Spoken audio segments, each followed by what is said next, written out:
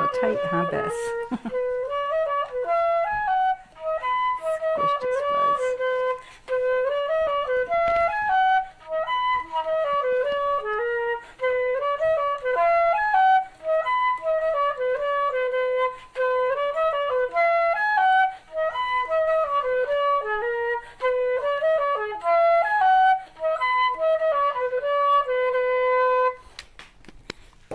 Hi, this is Sally Morgan, physical therapist, craniosacral therapist, and Tellington T-Touch practitioner for animals and people. And this is Tristan. He's a Corgi, and we are here for an episode of Conversations with a Corgi. And we're a tired Corgi today because we were at work yesterday, and it's very stressful for him to be lounging while we're all working at my job as an educator. Anyway, we are here today. And I had, the timing is interesting of this talk because I wanted to do this after we were talking about flower essences and after we were talking about work with the tuning forks and talk in general about energy work. And we will be talking more specifically about that at some point. But today I wanted to talk about Reiki, and we might talk a couple of days about Reiki actually. And I'm reminded of this because on my Facebook feed, one group that I'm a member of, a person sent out a message from Florida right after Irma saying, please, please, please send Reiki from everyone to my horse who is having a very hard time and to my other horses who had to move to a strange farm. And all of these people responded, like 25 people within an hour said, yes, sending Reiki today. And I thought, what a great idea. So I have been doing Reiki for, I don't know, 25 years maybe, a long time. And I don't use it as much as I used to because I have other modalities that are super effective that I can use depending on what is going on with my animal. And Reiki is getting so common. People know about it. Nurses are learning it. It's being used in hospitals and hospice care. And it does seem to provide benefits for people, although in another episode we'll talk about the skeptics with Reiki because there are a lot of them and there's plenty of stuff online about Reiki from the skeptics. But what is it? It's a Japanese technique for relaxation and reducing stress that promotes healing. If you are stressed and uptight, you cannot heal. Your immune system is compromised. So anything that's going to increase stress, increase relaxation and decrease stress is going to be beneficial for healing. And that is what Reiki does. It decreases your stress. You do it with a hands-on technique, although in my second level class and even in my first level class, you don't have to lay your hands on. And I know many people working with animals now that will just stand outside of the pasture and send Reiki energy to a specific animal in the pasture. And over a period of 20 minutes or so, that particular horse or cow or llama will walk over to the person who is sending them Reiki energy. So Reiki does not have to be hands-on, but it often is. And certainly when I've seen nurses using it in hospital settings and in hospice, it's often hands-on. But again, doesn't have to be. And what it works with is the idea of your life force energy. And the second part of the word Reiki, actually Qi, comes from that idea of Qi in Chinese medicine, which is your life force. And there is definitely some credibility to that idea of Qi because I know when I was in physical therapy school, we were using, ultrasound, I think, on our arms, and then we had put dots on our arms where acupuncture points were. And as we were using the ultrasound, another person put their hand on the points for acupuncture.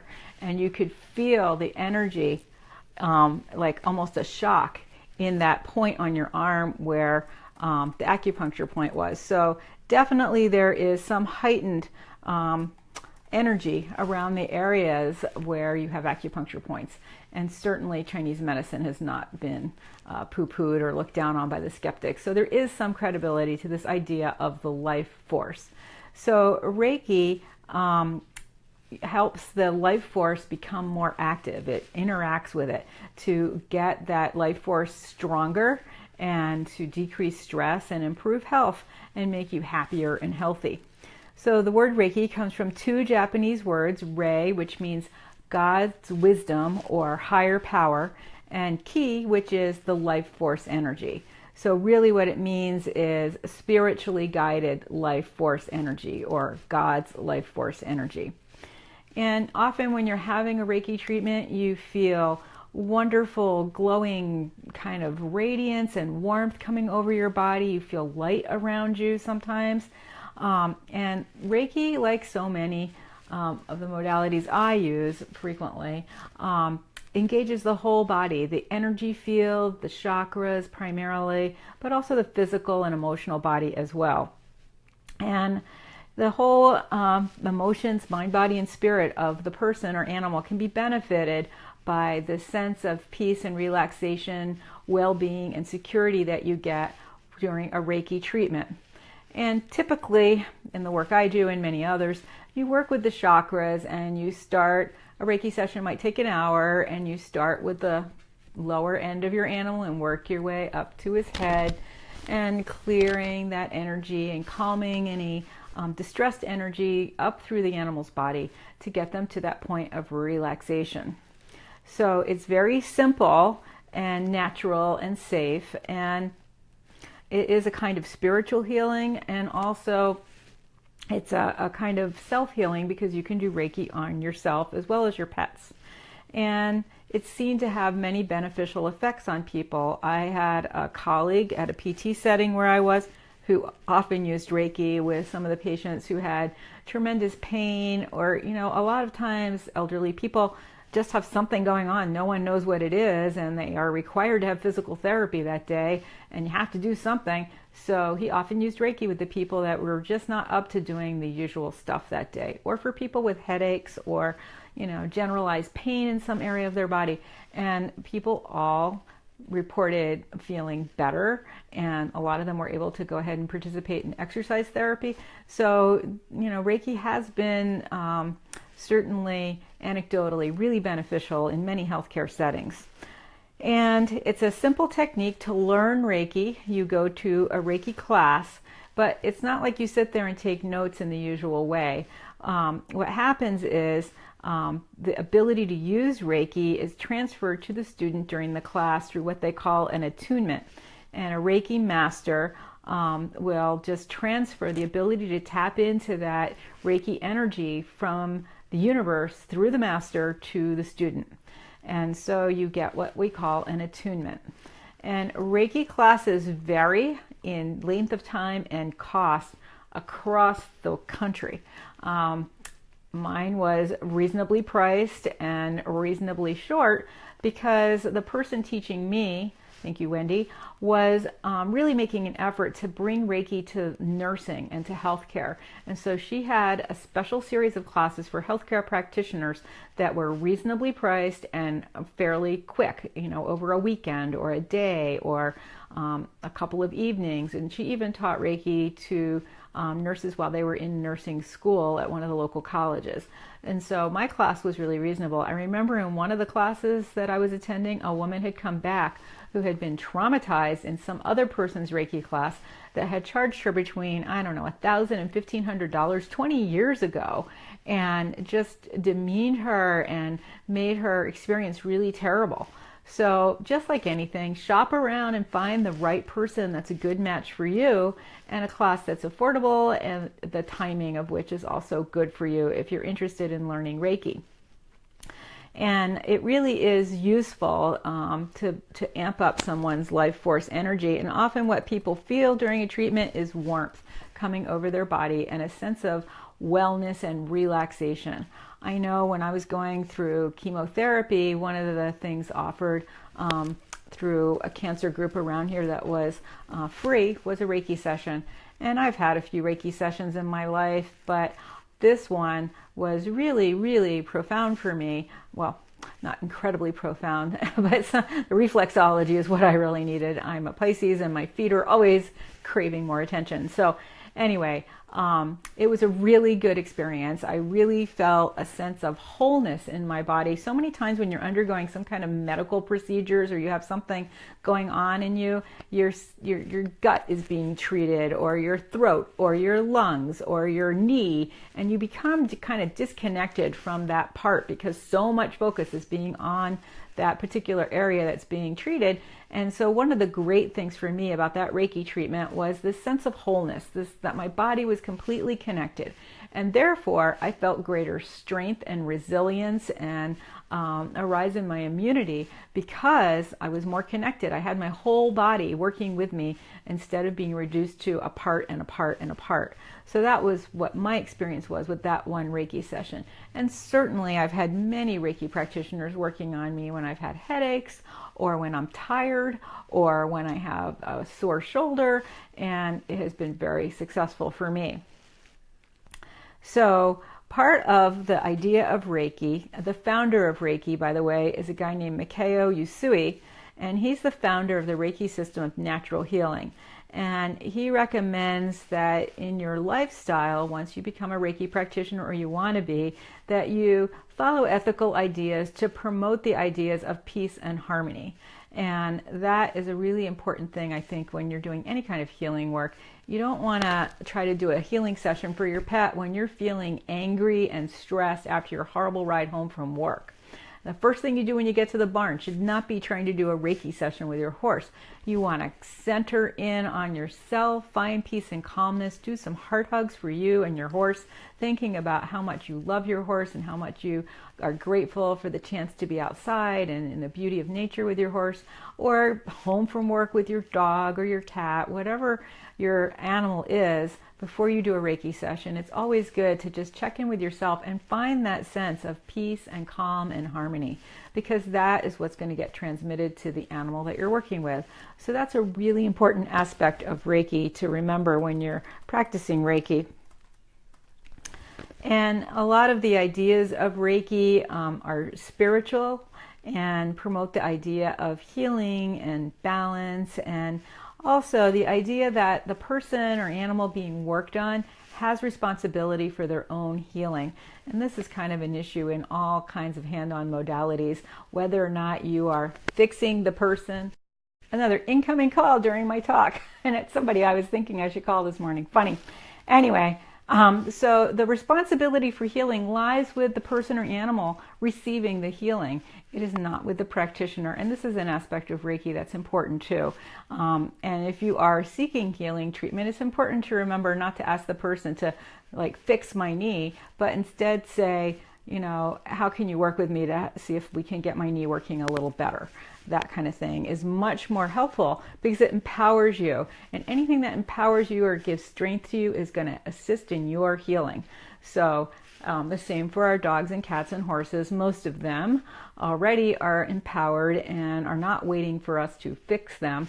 They take the energy from Reiki and use that to assist in their own self-healing mechanisms.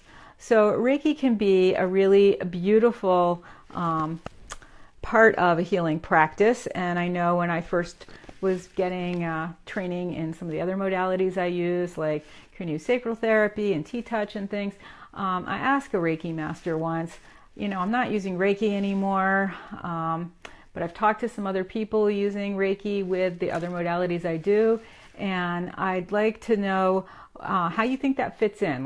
How does Reiki work with other hands-on healing modalities?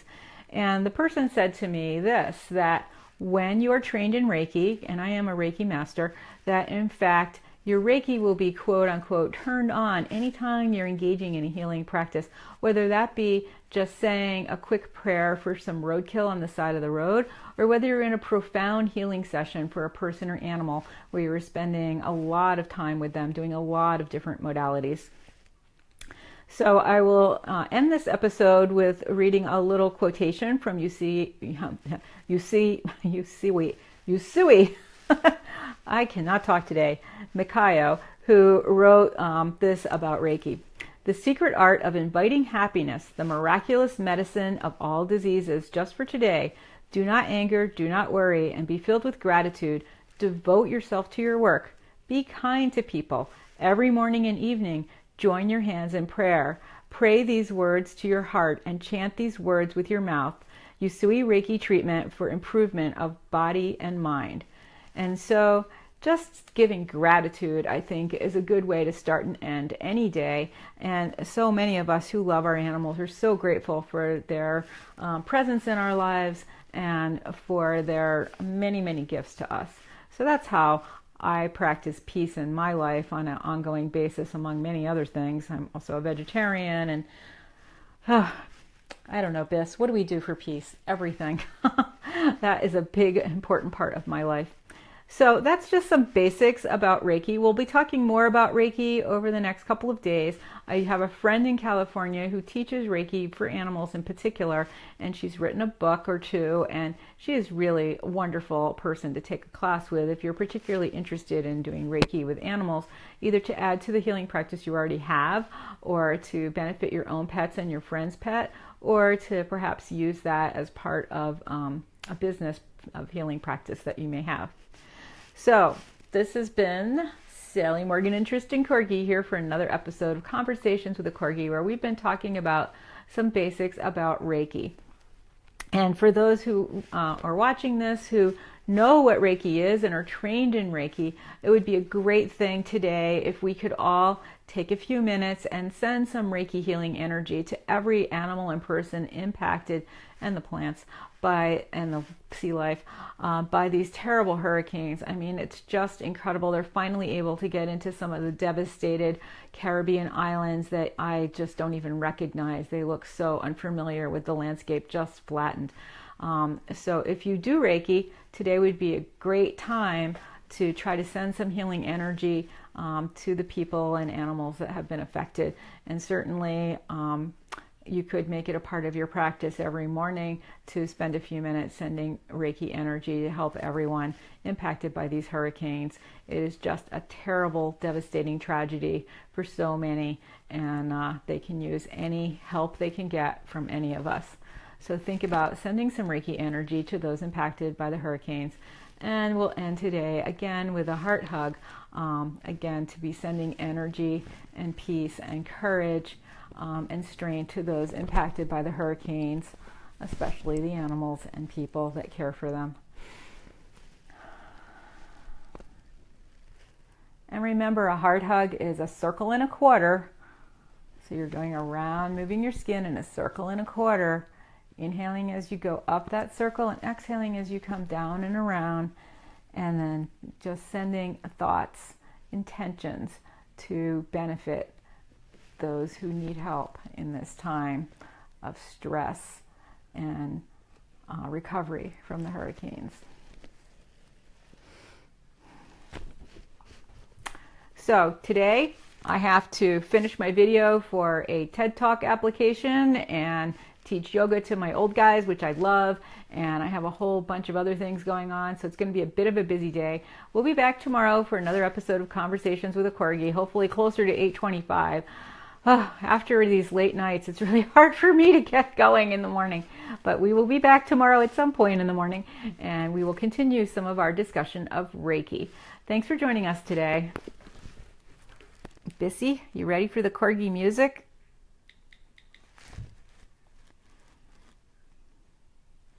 Sometimes we wonder if we should have the dog barking that my sister has in her background. I'd actually like to have some horses and cats. Hard to get those guys recorded and layer it over the music. But sometimes we'll dream and it'll come true. We can certainly get you barking at the mailman. He has a interesting relationship with our letter carrier. He brings him treats, and he brings me mail, and Tristan barks at him and tries to scare him away, and he's a huge man, and then he bends down and pets him, and Tristan's in love with him. He's a good watchdog. Thanks for joining us today, and we'll see you tomorrow. Everybody have a great day.